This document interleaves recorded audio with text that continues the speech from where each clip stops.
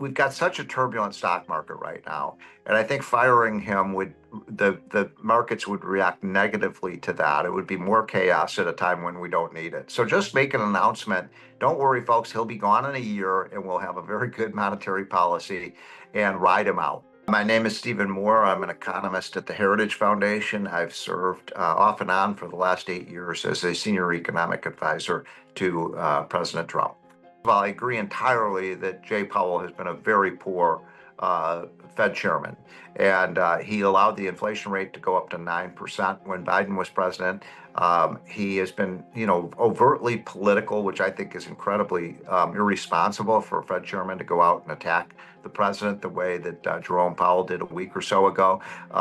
He doesn't talk about the good things that Trump is doing. He always emphasizes the things that the market may not like these tariffs. So I do think that Trump could fire Jerome Powell, but I've come to the conclusion that I do not think it's advisable, because I believe that, look, Jerome Powell only has one more year left as Fed chairman. Just let him stay there and then make an announcement now that you're going to replace him with someone like Kevin Warsh or an Arthur Laffer or a Steve Forbes, someone who really understands our monetary system.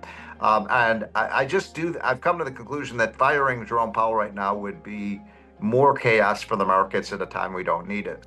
So there's a lot of very highly qualified people who could step right in and stabilize our monetary situation, so we don't see this roller coaster ride of higher prices that really disrupt the way our economy functions.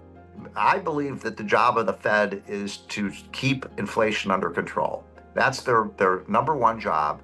And they haven't done a very good job of that. As I say, we all know what happened in the Biden era when prices went up for, household items by 25%. That was just a killer for families. So whether or not they should cut rates right now, I'm not sure I entirely agree with the president on that, because the last thing we want to see is a big new bout of inflation like we had under Joe Biden.